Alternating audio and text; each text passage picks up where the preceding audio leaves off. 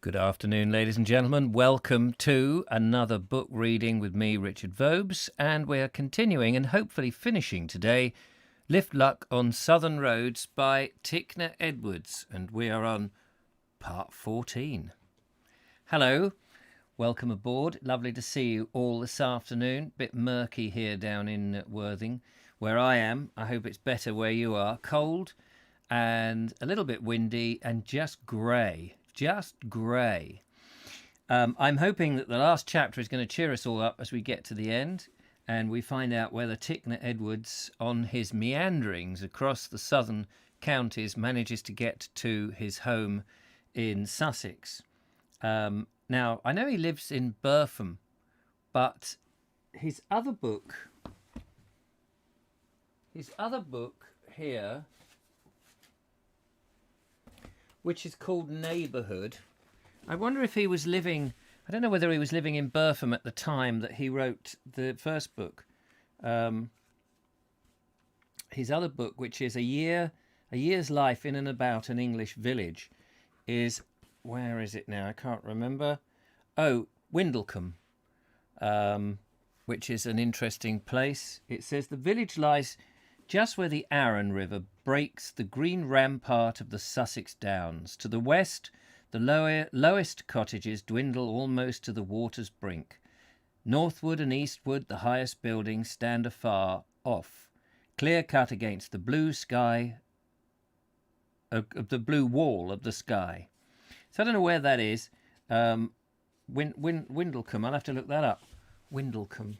I think it's a real place, and I think it's, well, I don't know where it is.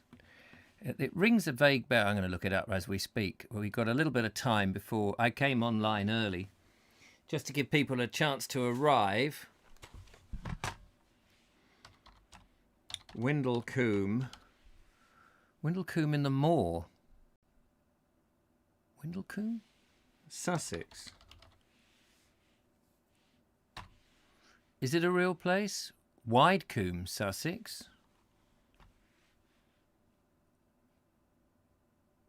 Windlecombe is itself fictitious, but it's based...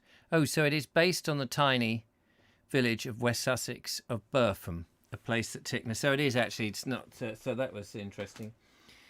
So there we go. Good afternoon. Welcome along. I hope you enjoy this new jumper that I'm wearing. You may well see it tomorrow in tomorrow's video. Another fantastic jumper from wonderful Mary Hammond. Thank you so much, Mary. I hope you're all well. Let's say a few hellos to a few people before we get cracking on and try and finish the book. Hello to the lovely Julia, who is moderating today. Thank you so much, Julia, whose birthday is coming up. I should tell you on the 29th of this month. She won't thank me for saying that.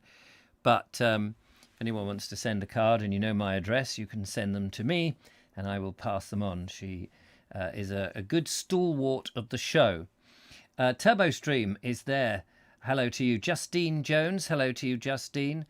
Billabong O'Neill. Good afternoon. John F. Lovely to see you. Philip and Mary. Fantastic. And Philip, I'm sorry that the recent Wobbly Vision films are giving you problems. I do appreciate that. And I do want to get a more stabilized camera. I'm just saving up at the moment.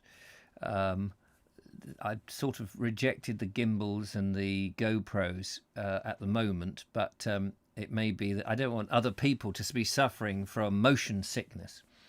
But so thank you for the feedback. Anne H, hello to you. Lovely to see you. Dave of Yore, good to see you. President-elect Mike Stevens, nice to see you. Let's hope you get elected. Diana Rolfe, Linda Kane, Peter Coombs, hello. James Poulton, thank you so much, James, for your little contribution. Or not so little, actually, your lovely contribution, I should say. That's very kind of you. Julia M, good afternoon. Beautiful coloured sweater. Isn't it lovely? These are amazing, I have to say. I'm hoping to keep Mary employed knitting for the next 20 or 30 years that I keep doing the Bald Explorer. So she, not so much in the summer, she gets the summer off. Maybe she can knit me a tie for the summer, but for the for the. I did talk to her about a cardigan. Not yet, Mary. Not yet. I need to save up some money, but they are lovely. And True Tales from the Tombstones. Hello to you. It's lovely to see you. Thank you for coming back, which is great. Your book is just on my shelf there. Very much looking forward to next year going westwards and looking at some of the places in your book. Steve G, hello to you. Sean James Cameron, Laura Noel. Who else? We got Andy Stacey, Laura. No, I said that. Laura Noel, Turbo Stream, and so on. Great to see you all. Thank you very much. If I've missed you, I apologise. It's nice to see you. Knitted swimming costume. Yeah, thanks, Linda. You wish. And as Mike says, the jumper looks better quality than most retail ones, and I can assure you it is. And in tomorrow's video, I don't want to give too much away, but there will be a little bit about exactly that theme. So, Sean, I owe you an email with Mary's address or her email address so that you can contact her about a jumper. And Nigel Sadler says, hello, I think I have finished my work on the Peep Show. Fantastic. Oh, that's very good. Very much looking forward to that. Somebody emailed me, I can't remember who it was, I read it briefly earlier, who is thrilled that I'm doing the behind the scenes in the life of, because they remembered the broadcast some 20 or 30 years ago when it was first broadcast, when they were following in the footsteps of, and they would like to see me do it. So that's all good. I nearly put the book away then. So let's crack on, because we've got this last chapter and I don't want it to drag. I want to get there. So we'll see how, I think there's 2 chapters, something like that. So let's go. So this is chapter 22. It was towards daybreak, but still dark as pitch when I woke in my little cupboard room under the thatch, and at once threw off all the bedclothes. It had turned stifling hot while I slept. I had set the window open as far as it would go, and overnight the room had been pretty sweet and cold, but now it was hot and close as an oven.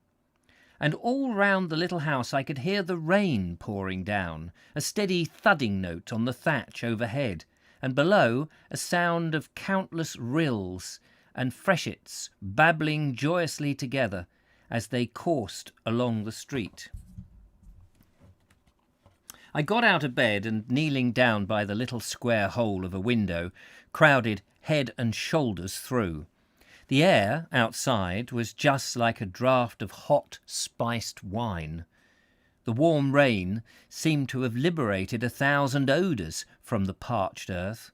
In the dense shrubbery of the churchyard opposite, I could make out a dim crepitation, there's an interesting word, crepitation and stir of life, as though every twig and branch was stretching itself gladly and expanding its cold, cramped fibres in the new warmth and wet.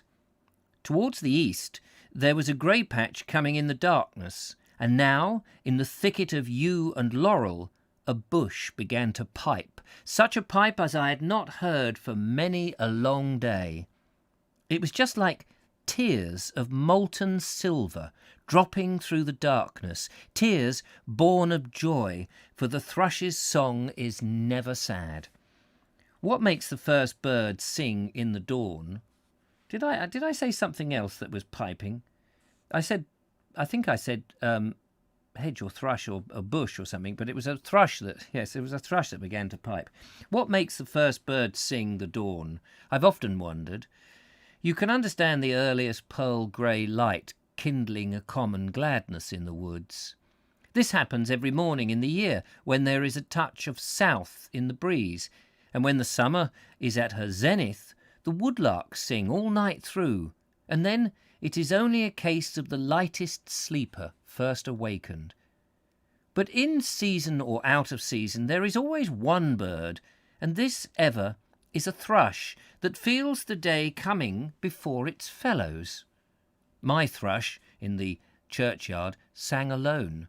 As yet it was so dark that I could see nothing beyond the dripping eaves of the thatch, but a silhouette of treetops, black against the vivid eastern sky. The rain soused down harder than ever, straight vertical rods of water that, reaching the hard road, broke into a fine white mist, like just discernible in the gloom below.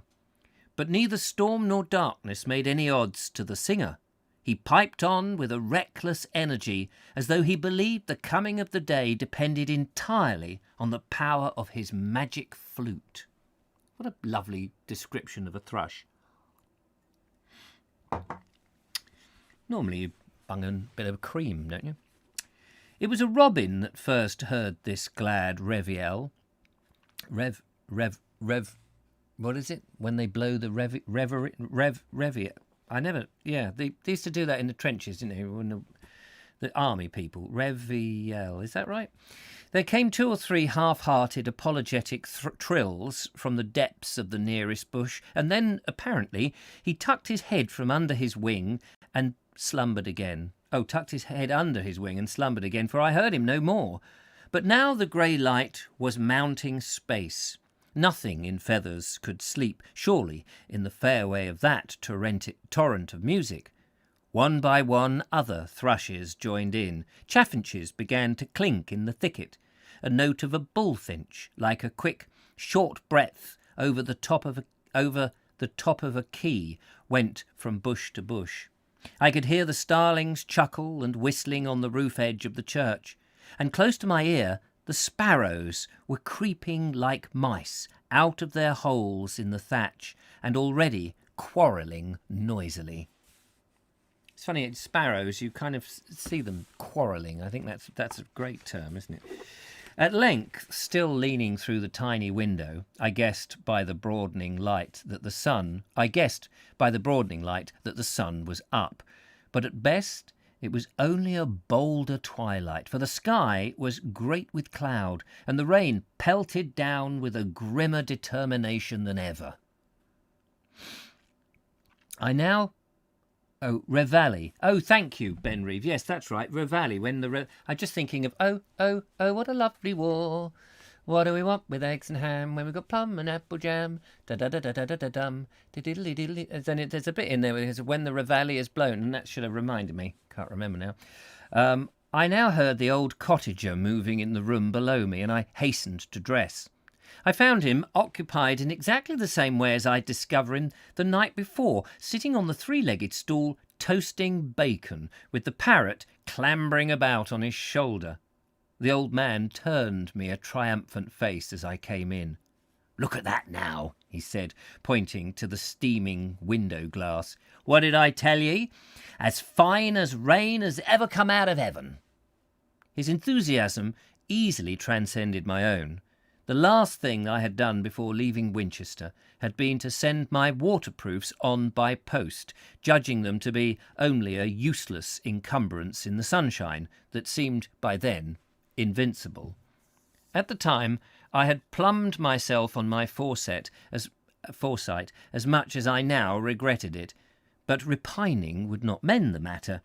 It looked as though I had a long, wet day to face, and I must contrive against it as best I could. We sat down to the meal, and the 3 of us, the old man, the parrot, and I, held a council of war together. "I must go on," I said at last, "though I don't want to get wet. Is there no covered wagon or cart going my way this morning?" The old man slapped his thigh. Was he in a pantomime? "Aye, there be billet. That there be," he cried, only just remembering it. "Billet the carrier, as comes through on a road to Petersfield every Tuesday. Your luck's in. 'Tis the very day." No sooner had he said it than we heard a steady scrunch of wheels in the street. It's coincidence, isn't it? And my host darted out to interview the carrier. While he was gone, and I was getting my traps together, the parrot, who throughout the meal had been merely whistling or indulging in irreverent seafaring profanity, now found his voice to a new strain. "Storm and shine, Joe! Storm and shine! Storm and shine!" I looked at the leaden sky and the unremitting deluge and felt this to be an exasperating foul indeed. Shine? I thought to myself disconsolately. It will never shine again. But his master, who then returned, had no sooner heard the new cry than he was exclaiming again at my luck. As Allah's right, he said, 'twill clear within the hour, sure as big tatters comes from little uns. I consulted Bylot on this point when presently we were journeying together, and discovered in him a great curiosity, to wit, an outdoor man who honestly confessed himself ignorant on the subject of weather.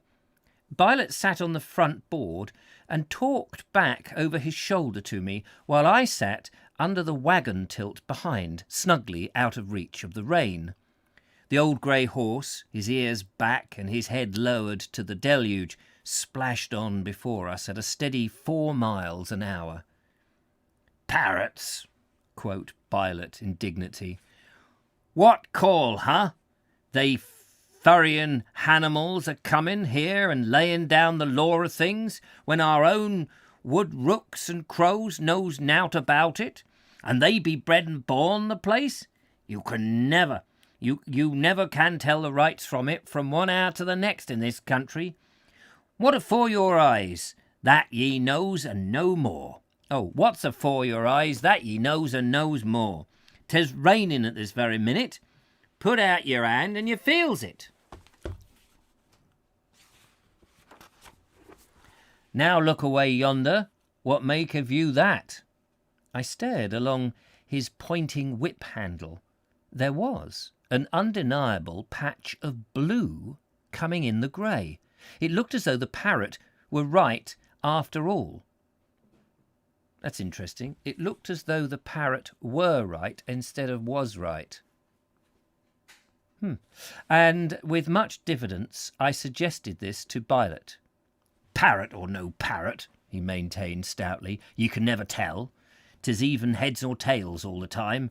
If it don't rain or shine, 'twill gloam, and no more living man, let alone green and alla furrin beast, can say."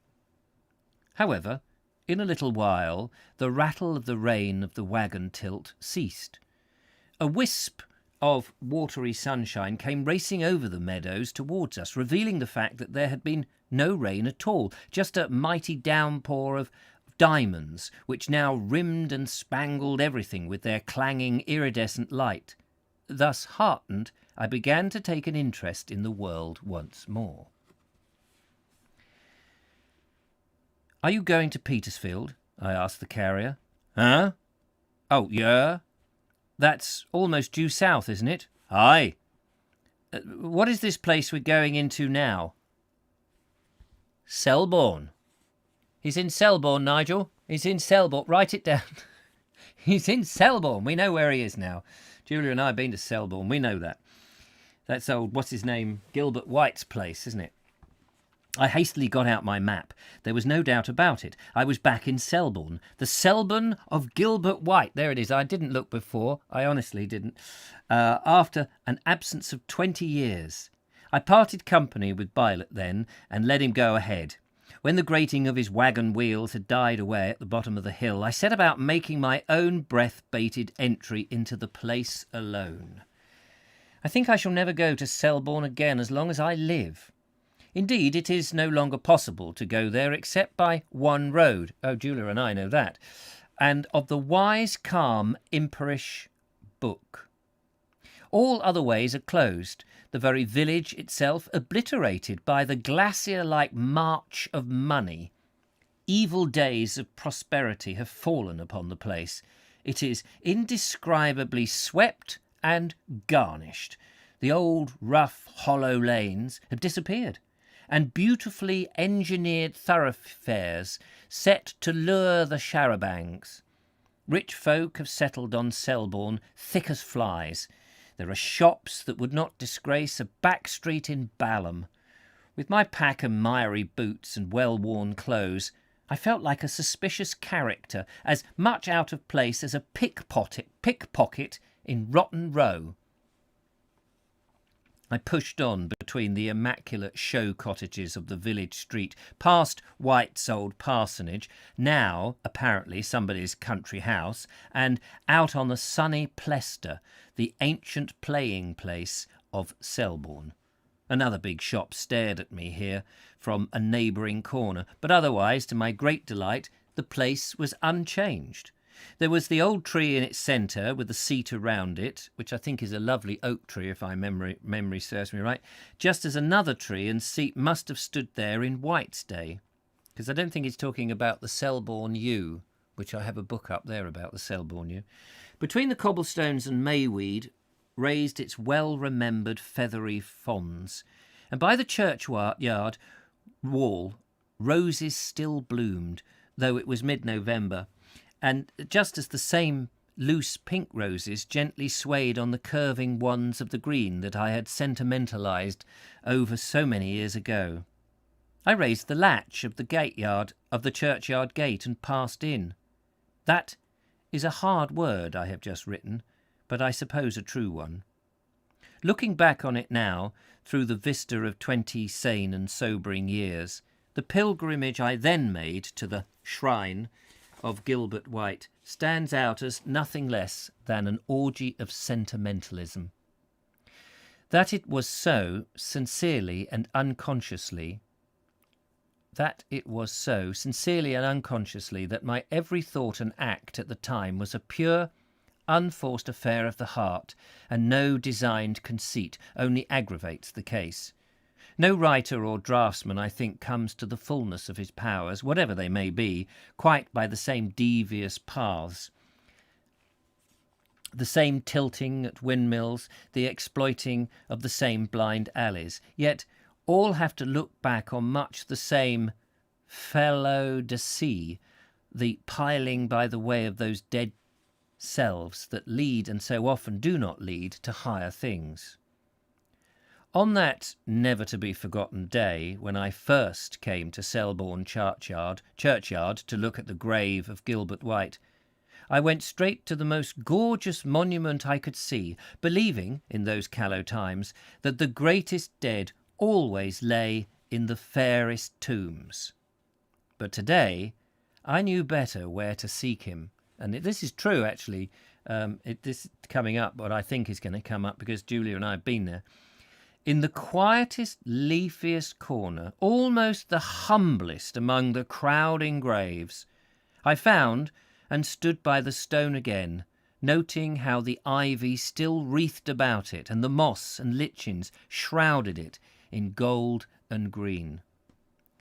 G.W., 26th of June, 1793. There was nothing else upon the stone, and even these simple letters were hardly to be deciphered for the splaying lichens. I looked at it a while silently, and then turned away, and as I turned, the sunlight paled and was gone. The wind dirged faintly in the old grey church tower. Over the hanging woods a rain cloud dragged its grisly curtain and drove me helter-skelter to the haven of the inn. Here, while the storm went by, I sat over a pipe and a mug of Hampshire brew, conning the visitors' books, the new gilted leather one and the old dog-eared books, whose entries go back 30 years or more. All manner of men had made this pilgrimage to Selborne. I found Huxley's name there in 89, and with it that of Lord Napier.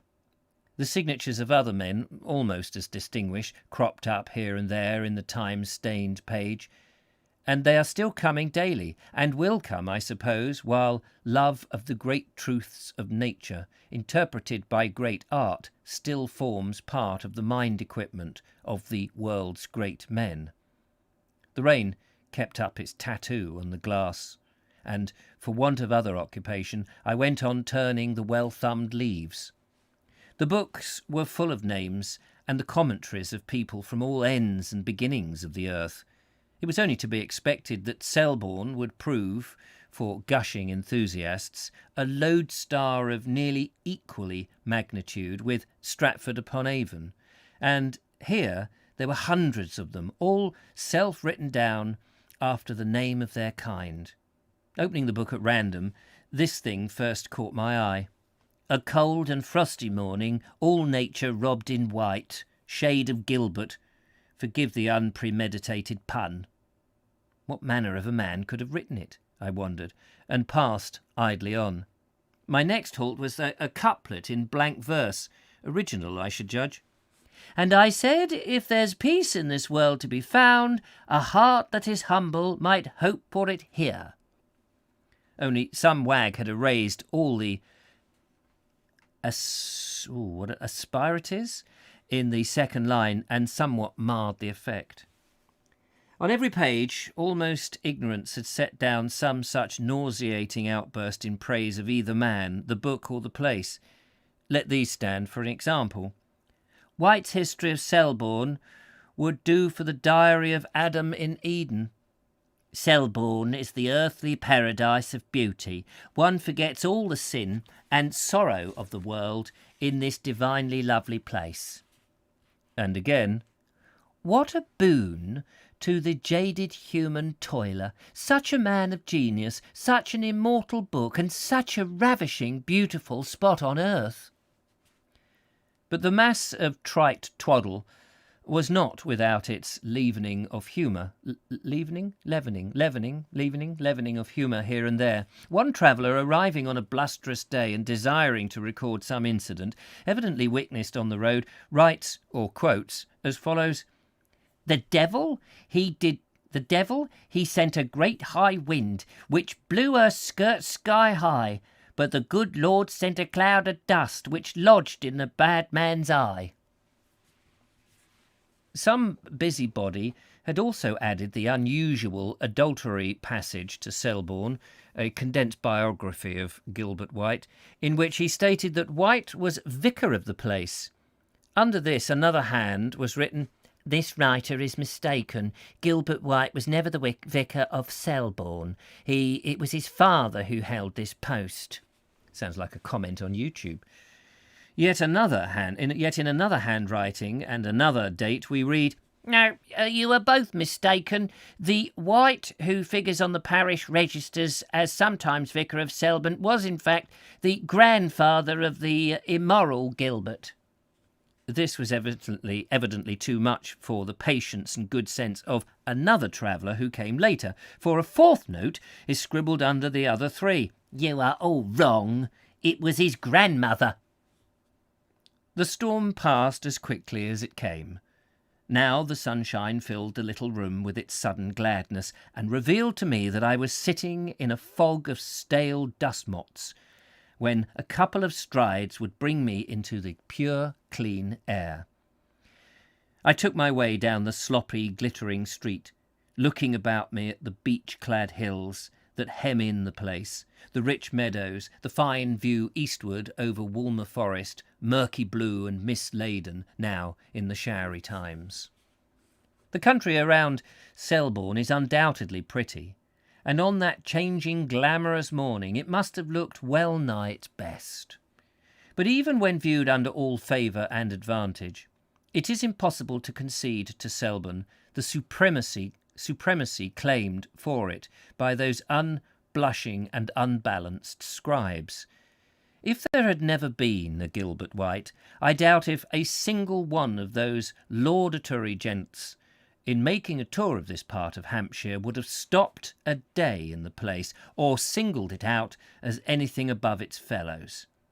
And therein, if we come to consider it, lies the highest word of praise that can be bestowed on Selborne's immortal chronicler. The very fact that Selborne, though pretty, is not especially beautiful, shows us the man in his true light. White's genius, and not his own particular merit, has made all men proclaim Selborne as the fairest of earthly Edens, which, assuredly, it is not.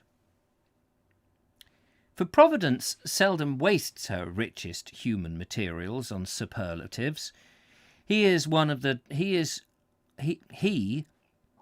of the one talent may be sent to the mountain tops, but the million-faceted soul is kept to labour in the universe of common every day. It was the great privilege of Gilbert White to live in the midst of normality. He wrote, not of an unmatched paradise, but of a stretch of country that was just a type of rural England, no more, no less. That he found in it beauty and truth illimitable, and truth illimitable is matter of...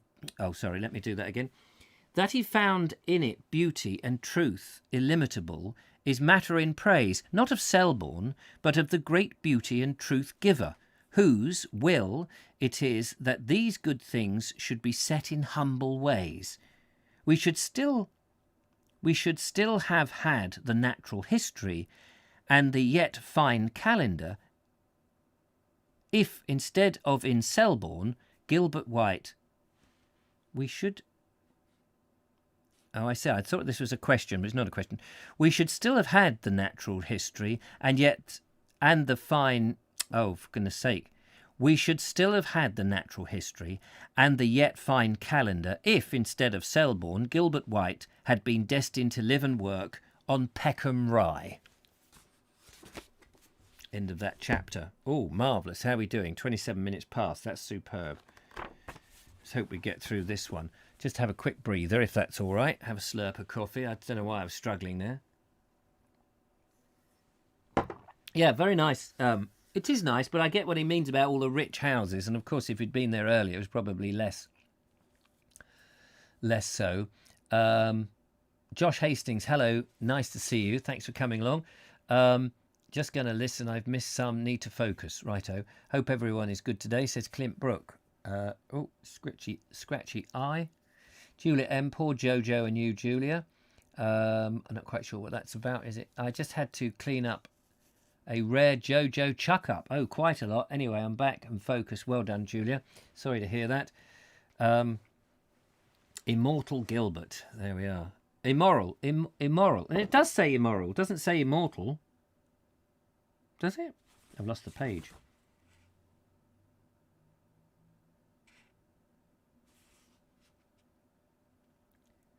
Oh, no, it does say immortal. Sorry, Sorry, Linda. I've just got to fiddle with my eye.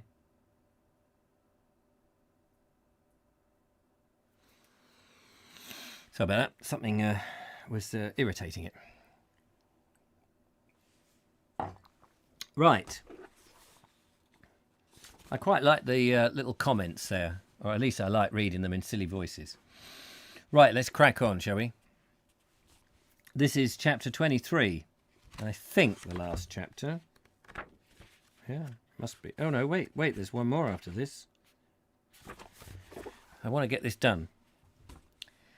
Thanks to my early start from the Parrot cottage, the morning was still yet young.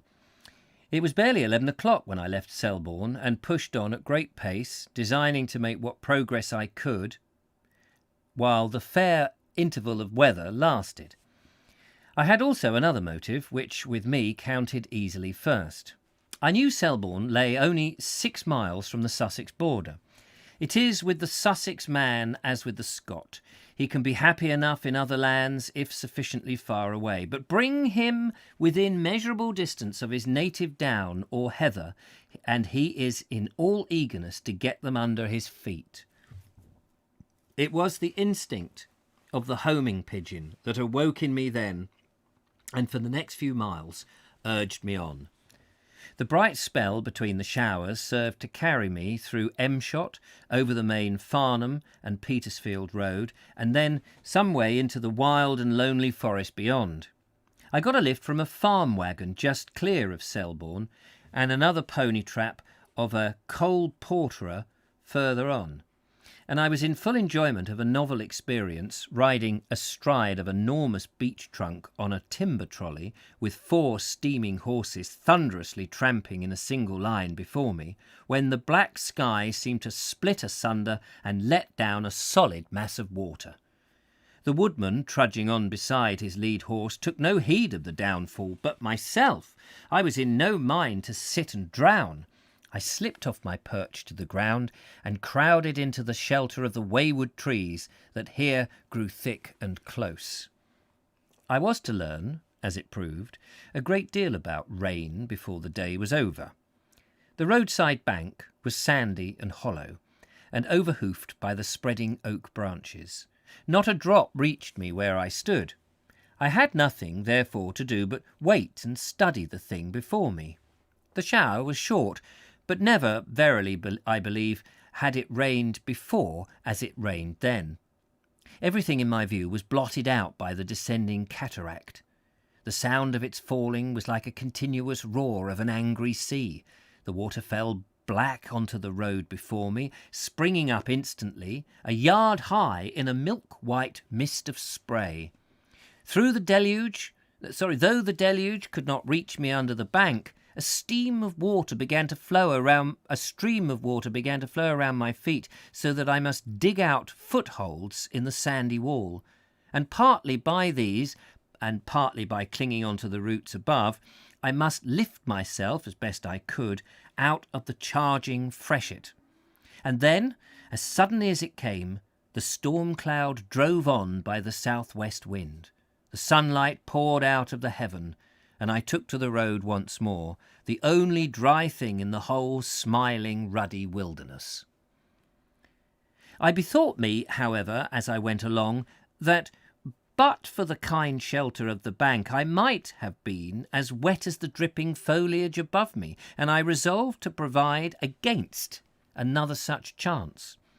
But a mile further on, I came up upon a solitary little inn with a stable yard at its side, at the gate of which stood the ostler, a lean and melancholy wight, cocking lacklustre eye to the weather. By this time it had fallen grey again, and another shower seemed imminent.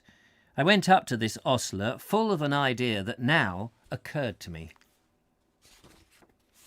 "Do you think," I said, "you could find me an old driving cape, or anything that will keep out the water, something I can throw away when I get to the end of my journey?" He received this in blank astonishment, as he stared at me as the rain came flooding down again. "Come inside," said he, looking at me as if I was the most amazing phenomenon of his experience. "I don't know. Old cape, did you say? Well, now, maybe I could. Would an old top coat serve ye, anyways?" He produced the coat. It was a coachman's coat in stout box cloth, and had once been of rich chocolate brown, but was now faded to a nondescript clay colour. It had facings of buff, and some of its big horn buttons still clung to it. It fitted me, and to spare. I looked round the harness room. Now give me some of that old tarpaulin, enough to make leggings with, and a cover for the camera." By the help of a knife and some string this was soon effected. Outside the rain was coming down, not in a temporary wrath as before, but as a steady swing to it, as though it had been set in for the day. I took another search around the room. Could I have that?" It was an ancient, stiff felt hat, round-topped, with an ample brim, the very thing to ward off the elements. I pocketed my cap and set off through the rain, a couple of shillings poorer in purse, but richer by equipment that, saving thunderbolts, was proof against the meliances of the weather. One among the most illustrious of our fiction mongers has given us a phrase that deserves, if it may not be One among the most illustrious of our fiction mongers has given us a phrase that deserves, if it may not achieve, immortality. Having plunged his character over head and ears in a slough of disaster, he gives the problem up and, standing aside, inveighs against the perfidy of circumstances. That things work together for good or ill, apart from human volition, must be more than suspect by any careful student of life, and I was now to find myself in apt confirmation of this.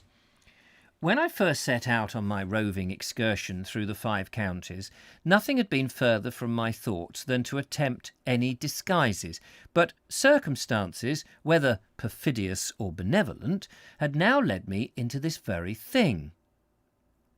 Without any preconcerted design of my own, there I was, trudging along the King's Highway, as seedy and dilapidated a tramp as might be found in the kingdom.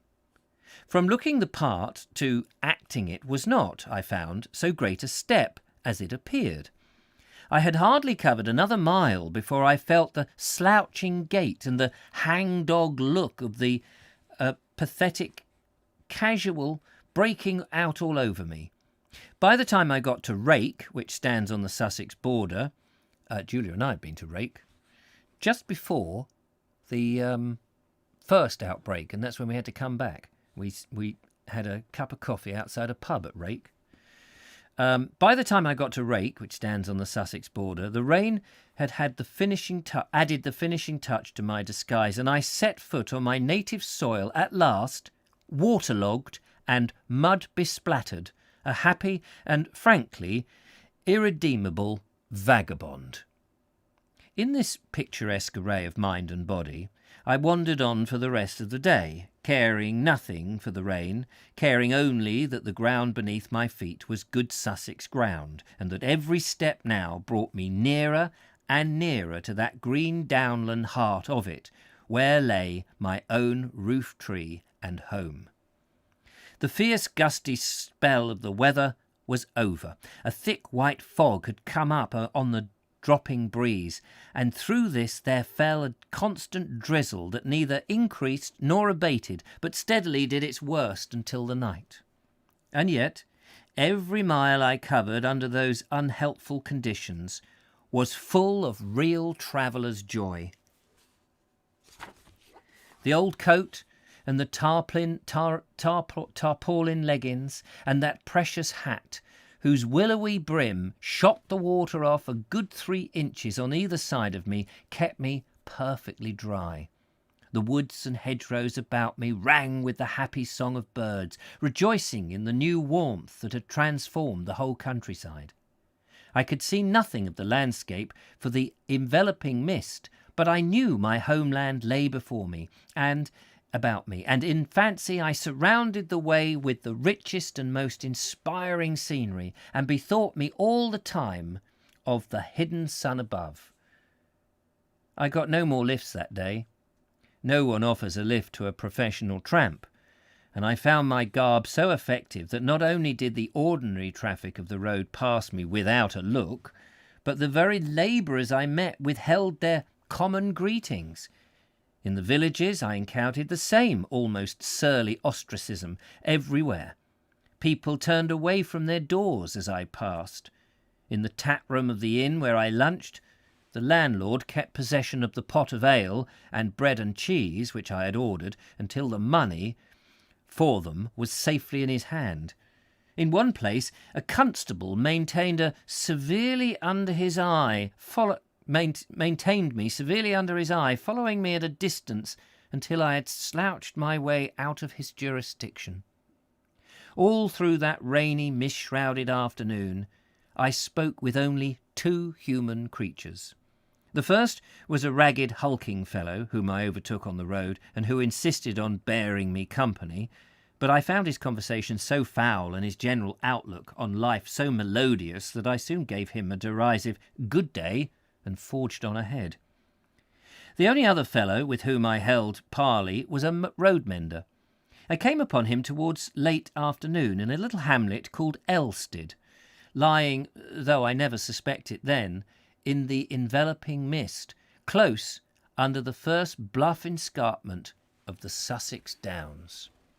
He was a serene old man with bow legs and mild blue eyes. He seemed to have the village to himself, save that from the little schoolhouse hard by there came a low tumult of children's voices.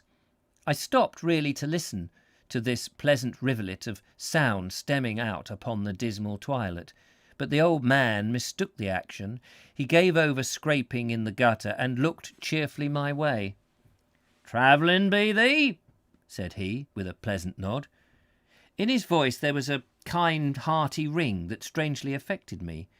It was the first genial word and look that I had received for many a long hour. I drew a little nearer. "Yes, I've come a long way, and it's hard going in the rain. Have you seen many of my sort passing through today? He thought a little, his chin on the handle of his hoe. No, he said at length. Plenty of other sorts, but none of your sort. What sort do you take me to be, then? He hesitated, and I could see he was casting about for a gentle way to put it. Ah, said he presently, chopping away at the weeds again. Trouble comes, and comes to high and low. I have seen it, and I knows. Judge ye, and ye won't be judged. That's what I allers say. This somehow nettled me. I was willing to pass as an out-and-out corruptible tramp, but to be taken for a broken-down gentleman had in it a mysterious quality of offence. I wondered whether it would have hurt me at all, or hurt me more, if my case had been as he had suspected.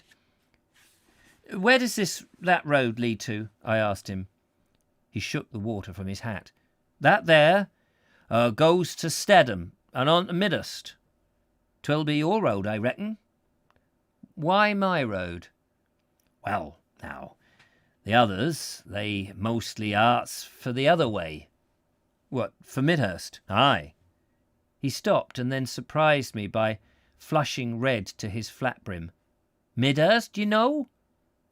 Then they're the labouring house. No offence, mister, I hope. That I do. We were both in the same confusion now. No, I said, I'm not thinking of going there tonight. I hate towns. Where does the other road take you to? That'n? Through Bepton to Cocking. Pretty nigh, 4 mile 'tis.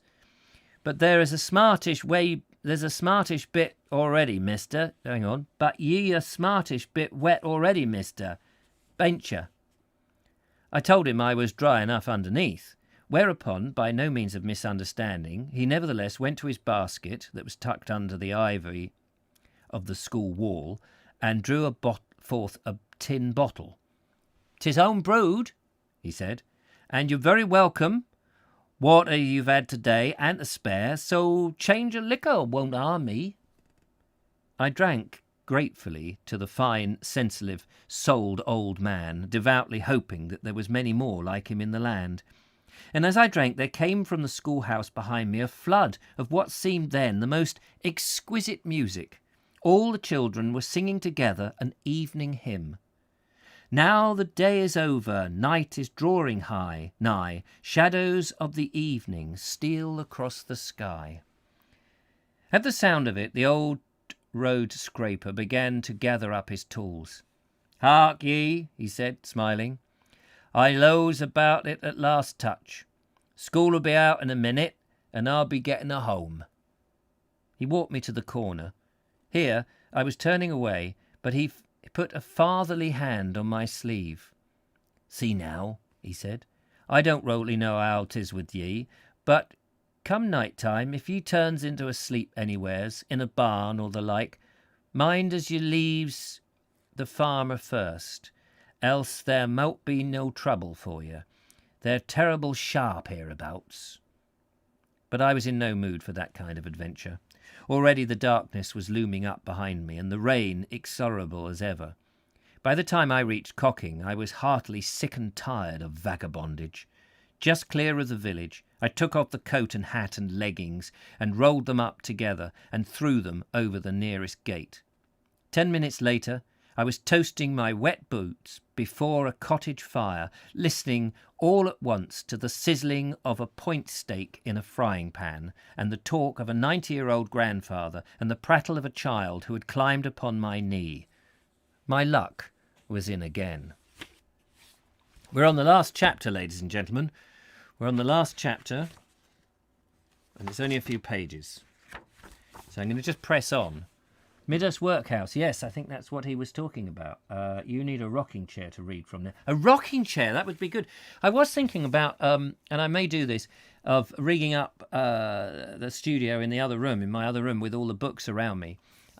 Just briefly, my son and his girlfriend they've agreed to a sale of a flat, so they may be moving out, but it'll be a couple of months. And if that happens, as and when that happens.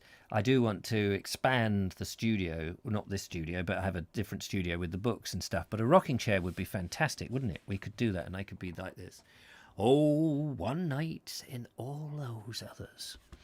Anyway, so, next year could be quite interesting. Chapter 24. I took the last look back at Cocking from the top of a hill. Under my feet there was the thymy grass on the South Downs.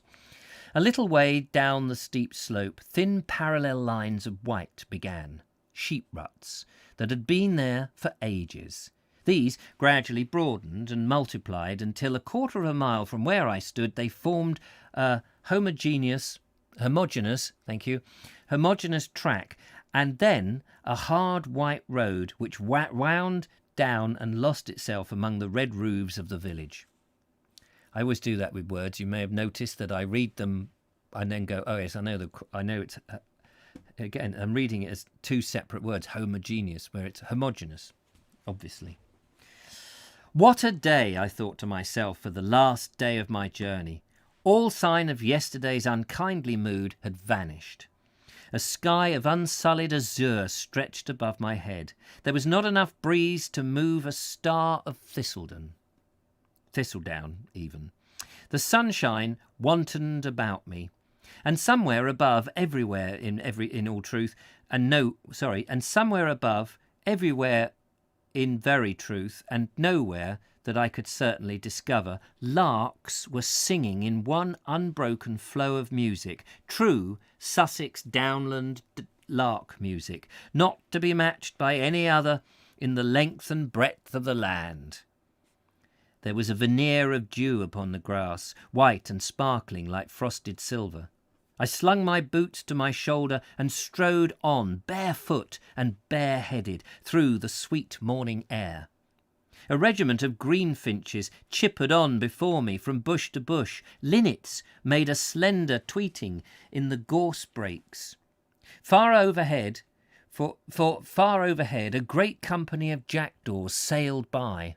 Rabbits struck across the path incessantly. My feet broke the gossamer at every stride, and looking backward, there lay my trail as far as I could see, a double string of green ovals bruised by the shining white. Here the downs soar far into the blue sky, 400 and 500 feet perhaps, and maintain this altitude almost unbroken for miles.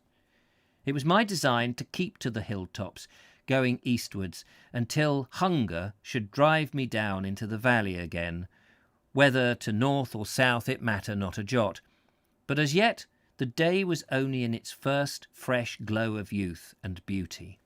The whole morning lay before me, in which to renew my ancient joy with these glad solitudes. I pushed onward, breasting the hot, sweet air and sunshine, drinking in the fragrance of the melody that earth and sky were interchanging, wondering what would happen to a man whose entire life could be passed, forgotten, and forgetful of all other human beings here on the green roof of the world. It will hardly have escaped the vigilance, nor perhaps the censure of the reader, that in this chronicle I have had much the same difficulty with sheep bells as Mr. Dick with King Charles's head. Let me just read that again. It will not escape the vigilance he has here, nor perhaps the censure of the reader that nor the vigilance nor perhaps the censure of the reader in this chronicle, that I have the same difficulty with sheep bells as Mr. Dick with King Charles's head. On such a journey that was inevitable, the music of the sheep bells formed almost as common a part of my daily fare as the bread I ate, and was well nigh indispensable. The old bee-master cannot live far from the song of his hives, nor can the Sussex downlander endure for long the neighbourhood of hill and dale, bereft of his native bell music. If you do not know the deep satisfaction inherent in either of these things, well, you do not know, and that's the end of it. But constantly, at odd turns of the way, and at odd moments when there was nothing further from my mind, the old familiar sound would peal out, would as sunshine in the midst of a shadow's day. And if there is a page here without its sheep bells, it is because I put a discreet muffling hand upon them, not because the soft, heart-quickening music failed then, in fact, or now in memory. Of these green heights, and far below in the violet misted combes, I came upon many flocks of sheep, and the bells were never out of hearing in the morning through. No sooner had one clanging chorus died away than I began to draw into the zone of another symphony. 3 hours or more I wandered along these green rampart tops, and there was never a moment but had its dying cadence just at the ear's stretch far behind, and its new bell song lifting faintly out of some gilded hollow still to traverse. Must have been like standing in sort of stereophonic sound with the bells coming and going and fading and thinging. It's so interesting. And it's something that you don't think about when, traipsing over the downs, and you think, oh, people used to traipse over the downs in the old days, and because that bell ringing, you don't hear that anymore, which is a shame. They should bring it back. I asked myself what manner of a man would be evolved by such an environment, perpetuated throughout his whole lifetime, and I had to look about me at the shepherds as they loitered over their highland pastures, crook in hand and dog at heel. When you first go rambling on the South Downs country, you are like to be brought up early and sharply by an astounding yet indisputable thing. You yourself may have met no living creature for an hour or more, and coming into some secret hollow of the hills where a shepherd leans upon his crook, his sheep feeding before him, and you reflect that here is a man who, in all likelihood, has been alone since dawn. Of your charity you go out of your way to exchange a word with him in his loneliness, as you would feel constrained to give a cup of cold water to a beggar at your door. Your confidence is then as profound as will be your bewilderment a moment later, for this poor solitary, far from rejoicing at your advent, receives you with the plainest and coolest unconcern. Calm-eyed, deliberate of speech, studiously civil, he yet conveys to you at once and unmistakably that he values your room as much as your friendship. He returns your greeting courteously enough. All your advances have their due rejoinder, but plainly he has been just as well pleased if you had passed by in the distance with a mere wave of the hand. Plainly nothing had so well contented him now as that you should be gone, and leave him to his sheep and empty hills and clamouring doors. How amazing. This peculiarity is all but universal among the shepherds of the South Downs. Down in the lowlands, ploughman or carter or stockman, they're all glad and ready to pass the time of day with you and give you back sally for sally to your heart's content. Their work seems to beget the same craving for intercourse as human work needs all the world over. But there is something in the life of a downland shepherd that makes him mentally independent of his fellows. He is alone, but obviously he loves to be alone. Invariably he is a man of thought, but his thoughts are his own thoughts, and he neither desires to share them with another nor to get your views at second hand. He will stop up on those bare hills from dawn till dusk, and then, if he does go to the inn after folding time, he will sit and smoke his pipe, the most silent and least interested member of the company. Somehow or other, he gets his daily fill of whatever it is that urges all other human creatures, the very beasts and the birds even, to comradeship, and feels no further need. It is a subtle and evasive problem. The shepherd is a calling that descends from father to son, generation after generation, and heredity may have evolved a special self-sufficient man for this solitary and exacting task. But consider what is the chief influence that surrounds and pervades the work of the South Down shepherd. We all know the power of music on heart and mind. Of music as an art science I am not qualified to speak. The word to me has no significance beyond its grouping of tones into simple melody or wild, unrhythmic concourses of sweet sound. And probably, to the great body of the naturally educated, it is the power of suggestion in music, rather than its didacticism, that accounts for the scheme of progressive world. I don't know what he's talking about there. Anyway, in my own case, let it stand for self-condemnation, if you will. I have listened to more abstruse Wagnerisms, unenlightened, not a little bewildered, while the sound of a barrel organ playing Swanee River in the distance has straightway opened up for me the gates of paradise. Consider, then, that the South Down shepherd, boy and youth and man, has passed his life amid the unceasing music of the sheep bells. Consider that one rich, wavering peal of this same music drifting over the wind-washed hills will bring a glow to your cheek and set all your thoughts into unheard-of, happy trespassing. And then consider what must happen to a man sensitive, skilful, of a sturdy originality of mind, for the craft of shepherding demands all these and more, whose daily work anchors him in the very midst of this influence and holds him there with little more to do than yield himself to its incessant prompting, no less powerful because unsuspected and unfelt. The wonder is that the shepherd class has given us so few poets and imaginative writers. But the shepherd is nature's child, and the natural human instinct is to make of thought an end in itself. It goes no further than speech at most. It was, oh dear, that's quite involved, isn't it? It was well after noon when I began to cast hungry looks over the sheep. It was well afternoon when I cast... tiring now, tiring. How long have we got? Oh, still a few more pages, and it's 5 o'clock. There's only a few more pages, so I hope you'll bear with me. I'm just going to make it to the end as best I can, and I hope that I don't trip up too much.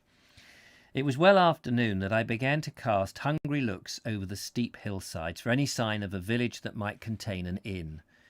I came down northward again into the Weald by much the same sort of road as I had left it at Cocking, but here the track descended through hanging beechwoods, now almost destitute of leaves, hazel copse bare to the searching sunbeams, hedgerows that carried only grey garlands of travellers' joy and scarlet of hip and haw, the rosy flower fruits of the spindle tree.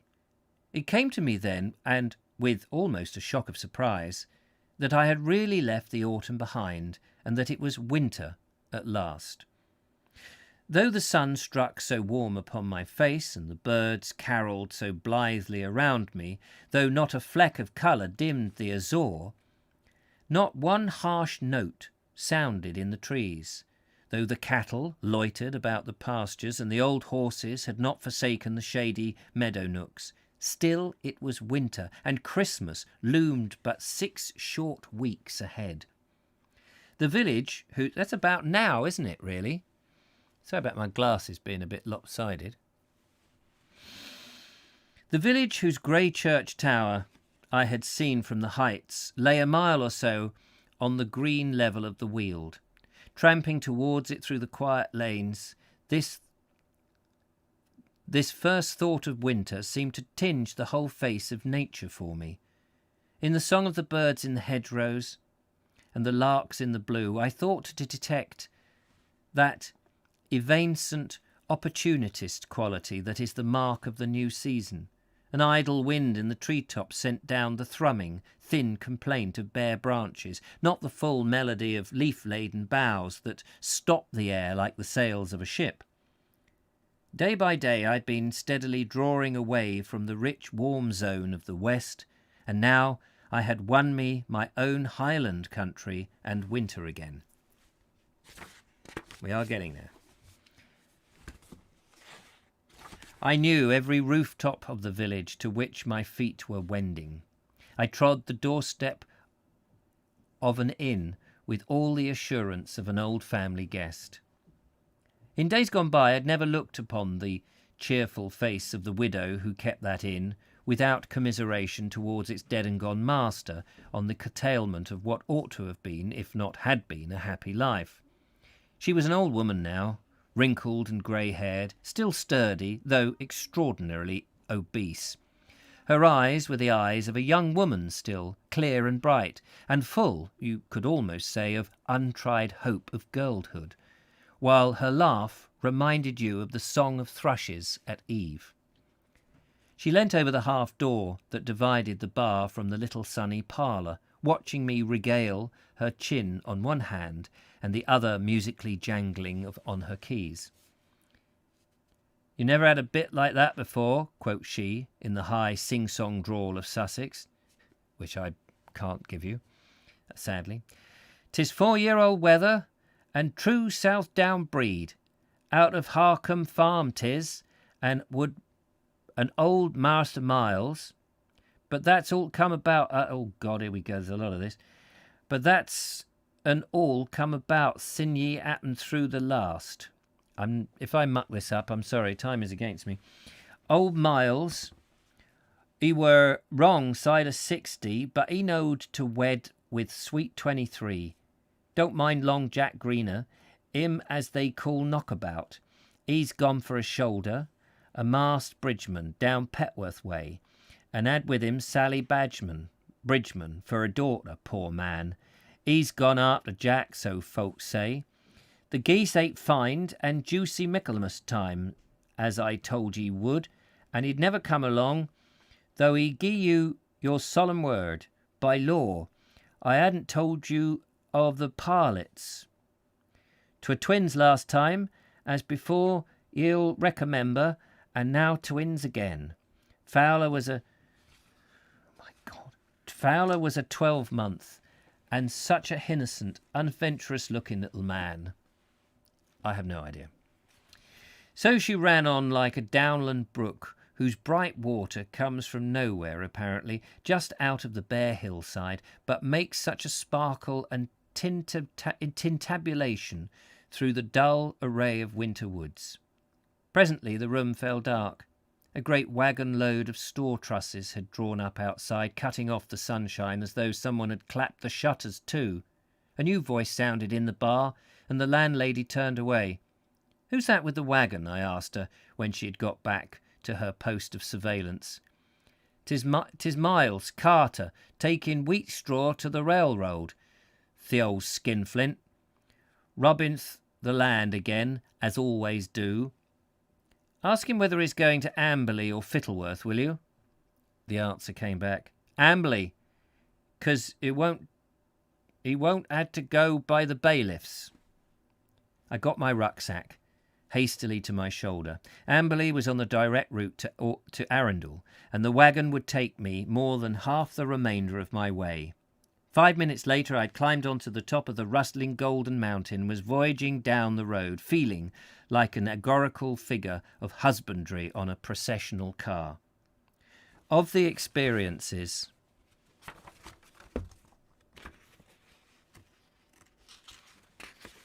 just that to go. Of the experiences and exploits narrated in these pages, there are a few that I would not gladly repeat, but this ride on the straw waggon is one of them.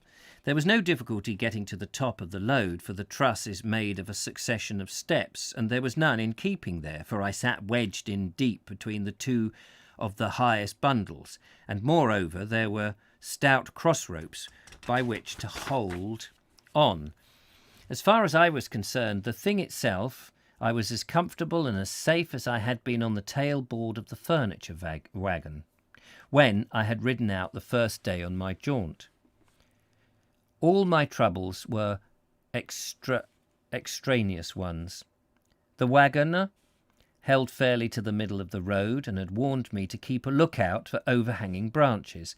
But with all his care and all my vigilance, I had some very narrow escapes. Sometimes a depending bough would snatch a vicious handful of straw from the truss close to my head, and sometimes we plunged, as we were, right into a tree-top, and I had to duck down while a scouring, hurtling wave of brown oak leaves swept over decks fore and aft. Then, at a corner of the way, where telegraph lines crossed the road, the wires sang their venomous song right in my ear, and were gone before I even guessed their propinquity, far less be prepared for it. I'm not even going to try that word. Altogether, it was a nerve-bracing experience and full of strange delight. One who has led our armies into frontiers of India has now, in his leisured age, a household of memories in the form of paintings of those wild arenas and wilder times. These he made on the battlefields after and often before his work was done, and he tells how he would sit placidly sketching while the occasional sniping bullet cut the turf around him or rattled among the rocks.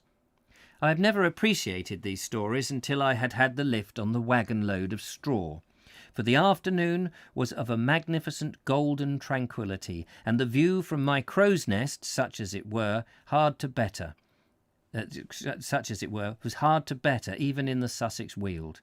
We moved through the smiling vale of plenty, where wood and farmland and rich pasture intermingled so variously that the eye was never tired. To my right rang the hill chain of the Downs, no longer green, but afloat now in the misty amber of the declining light. And leftward lay the broad Weald, rippled over with the winter purple of woodlands, and green of blunting corn, and rich umber of new-turned ploughland, until all was merged in the far-off blue Sierra of the North Downs. All this I constantly had to keep under my eye and faithfully to study, not missing, if I could help it, a single facet of its beauty, the while at any moment some rustling maze of dry foliage would swoop down upon me, or some pendulous bare branch try a snippling shot at me, that was to be circumvented only by instant dexterous burrowing into the straw. The waggon moved but at a tortoise gait. It was well past sundown before we climbed the last steep hill of Houghton and pulled up, as by instinct, outside the George and Dragon Inn. We know where he is. Thence to the waggon's destination was barely another mile. It was hardly worth the trouble to mount my perch again, so here I left the waggon go on without me. I watched it down the lane and over the green brooklands beyond. I followed its dwindling bulk with my eyes until it rumbled over the old stone bridge that here spans the River Arun, till it disappeared finally in the grey twilight beyond. There goes my last lift, I thought, the last of near upon 80 happy rides over more than 200 miles. And with it must go the good vagabond times. Now I must put on respectability like a garment. I must shave again, get back into linen collars and boot polish, take up once more my part in the game of citizenship, strut on the footways and cure myself of lounging fully along the middle of the roads. It seemed a dire fate just then, and when I came to the river, I stopped and leant over the weather-worn parapet of the bridge to think about it. The night was falling fast. Hardly a sound broke the stillness around me, and I looked down into the water, and I saw there my own black reflection set about with the brightness of the stars. The river was at its full flood tide. Between its reedy banks the water lay in one motionless breadth that seemed to have farther to it the light of all the spangled heaven. Looking about me at the wild, Looking about me at the wide circle of hills, I saw now that the night had shut down upon everything. Only in the grassy depths of the water lingered any vestige of that long, sun-steeped day. And this I stood and watched greedily until the last of it had vanished, and there was nothing above nor below me but darkness and the quivering silver of the stars. I will go, I said, when the tide turns, when the old Arun begins to move townwards. He and I will go there side by side. And when the first clear-voiced ripple of the ebbing water sounded below me, I turned and struck into the river path for the last stage home. The end. There you go, Lift Luck on Southern Roads. How about that? That was very nice. Sorry if I garbled some of the bits, but I was desperate to get to the end in time, and we managed it. Thank you very much. I haven't really had a chance to stop and talk to you very much because I just wanted to make sure we got there. 47 viewers. I noticed 52 at one point, which was great. So that was good. William Barnes and John Clare were the shepherd poets, says Andrew Norris. Sang their venomous song. Tintabulation, not a word you hear every day. No, that's very true. So that's that. If you want to crack on and have another book starting tomorrow, or we can break until next week, but we may as well carry on. We are going to read a new book sent in by Justine Jones on sovereign English roads. Different author, different style, similar thing. Travelling. James John Hissey. This was written, I think, in 1890 something, 1898 or something. That's what we're going to do tomorrow. Thank you for bearing with me on this one. I'm sorry, a bit of slippy side on the old blacktop loader. Yes, certainly was. I hope you enjoyed that. Missed the last 5 minutes due to utter rubbish internet connection. Oh, I'm sorry, Adrian. Sorry about that. Great book, says Andrew Norris and Sean James Cameron. Lovely. I like that book a lot. A great choice. We will read at some point his Neighbourhood, which is all about Burpham, but he's given it a different name throughout the seasons. I think that would be a great one. Thanks to Sean for sending this in. But we'll read it a little bit later on. Trying to vary the authors, because the authors, it would be like with the Peep Show through Devon. I'd like to read that, but, you know, maybe a bit later on. There's lots of different things. So thank you so much. It's been great fun. Thanks to Julia for being there to make sure everyone's okay, and to you for coming along. And we will carry on. 1898.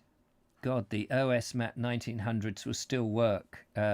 Yes, that would be interesting, fascinating to follow these people, and hopefully next year, in the longer days, I can get back out and do a bit more of that further afield. But in the meantime, I'm going to keep visiting some of the Sussex Peep Show places, and now that Nigel's finished some of the maps, it will be good to go and follow that. And then in the spring sometime, Andrew Norris and I will erect a booth and puppets and do something silly, no doubt. Anyway, take care, look after yourself. No Vobe show tonight.